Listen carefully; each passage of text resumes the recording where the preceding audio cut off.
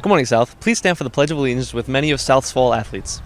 I pledge allegiance to the flag of the United States of America and to the republic for which it stands, one nation, under God, indivisible, with liberty and justice for all.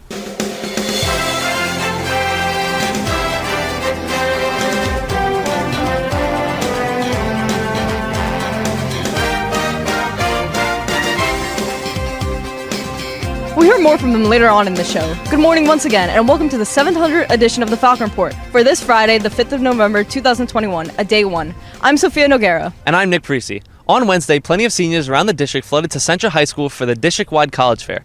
Let's turn to the Falcon Report's Saeed Ali to hear all about it. That's right, I'm here at Central where the college fair is already underway. Arriving at 7 p.m., the school's gym was packed full of prospective students, their parents, and college representatives. Over 100 colleges and university representatives were in attendance, coming from all around the nation. To name just a few, there were schools nearby, such as Adelphi University, those in the city, such as Pace University, those upstate, such as SUNY Potsdam, and even those out of state, such as Albright College. As students toured around the booths, they learned all sorts of information. All around, computer science, but it's a new major that's going to have some different specs. Straight from the mouth of representatives, they gained a deeper understanding of every school's various programs, financial aid offers, and the admission process, just to name some of the information. A virtual college fair will be available on the 17th for those unable to attend the physical event. With the Falcon Report, I'm Saeed Ali. The halls of the second and third floor have looked quite different since coming back on Wednesday with the addition of the two-way hallways. On Superintendent's Conference Day this Tuesday, the custodial staff was hard at work with scrapers and signs to remodel the halls. As a result of all their hard work, all three floors of South's halls are now bi-directional with lines down the middle to mark directional lanes. I think two-way hallways are a great improvement to South. I used to have to walk around the whole building to get to my classes, but now I can do it in half the time. Coming back on Wednesday, students appreciate the improvement in the free reign with their hallway movements during the 4-minute breaks. 8th graders Mrs. Allison Rudin's English classes re-explored their ABCs with the creation of their ABC projects. Having complete freedom, the objective was clear. Students had to create a presentation that included terms that derive from every letter of the alphabet. Based on any topic of interest, students presented words from their favorite TV shows, interesting plants, desserts, cars, and many more. Additionally, amusing adjectives achieved aims, as students utilized unique vocabulary that matched each letter that they were presenting in order to describe every chosen word. As the letter Z closed off each presentation, presenters taught the class about a topic in a fresh fashion, creating an excellent educational experience for the classes. In Mrs. Audrey Keeney's AP Psychology class, students dove into their own mind for building a brain project. Tasked with constructing a cross-sectional or three-dimensional model of the brain, students were equipped with one material, Play-Doh. Splitting into groups of 4, each member created their own model brain with a Dough compound, dividing into 6 different parts of the human brain. After sculpting and modeling the Play-Doh, team members labeled each section of the brain and provided an explanation on their functions, also discussing the potential ramifications of these parts being damaged. It can be said the psychology students learned more about themselves by the end of this project, experiencing a fun, hands-on method of learning about the brain. With the fall sports season over, some athletes no doubt had some stellar performances in their respective sports. Emily Nofdras had the chance to talk to the athletic stars of the fall season. Emily? I'm joined now with some of South's highly ranked athletes. So guys, how did you make it to this point in your athletic career? Just a lot of practice as usual. You put in the work on the field, off the field, hours every day. And a lot of hard work off the season, and during games I gave it my all. So how did it feel to have a regular season this year compared to last year? The biggest thing for us was the change in weather. It actually felt really good because before the season, we actually had a lot more playing time to get prepared for the teams we were versing this year. And what is your advice to younger athletes who would like to someday be in your shoes? My advice would be to play year-round because a school season is only one season, and playing all around in club teams would definitely improve your abilities. I'd say hard work and dedication gets you to where you are today. There's a poster in Miss Calzetta's room that says all professionals start out as beginners, and if you take that to heart, I'm sure you can get anywhere in life. Hardworking players are better than the skilled players on the field. If you're working hard, you have the utmost respect. Join an outside club and to keep working even outside this season because a year is a lot of time to improve. Don't let anyone tell you no, and reach for the star. I just want to thank Coach Boyd and Coach Botch. Thank you, Coach Botch, for believing in me for the past 5 years and telling me that I could become what I am today, an all-county player. So how does it feel to have gotten this far while you're still only a sophomore? For me, it feels really rewarding because, I didn't actually think I'd get it, and it feels good to know that I'm getting the coaches across Long Island's attention at such a young age. Well, thanks so much for joining us, guys.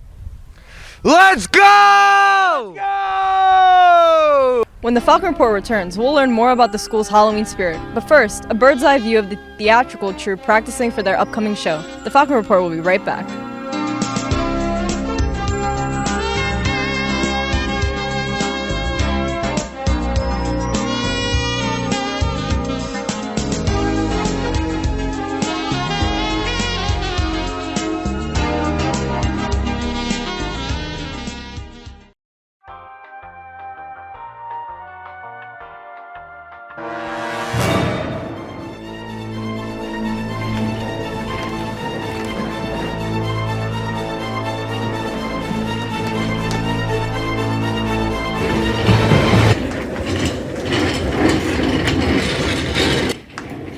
Hey, two-way always.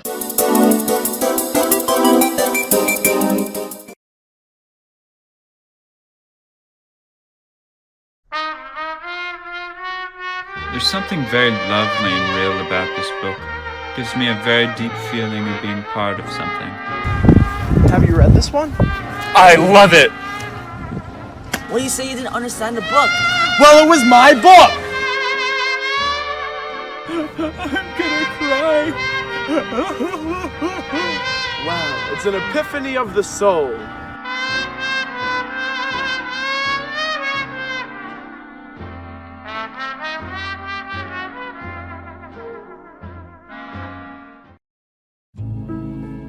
Winter at South High School is coming. Don't spend your winter cooped up inside. Join some winter sports. Ooh, fencing. Or how about basketball? Basketball. Maybe your speed demon. Indoor tracks for you. What about gymnastics? Yeah! Sign up now for winter sports on Family ID.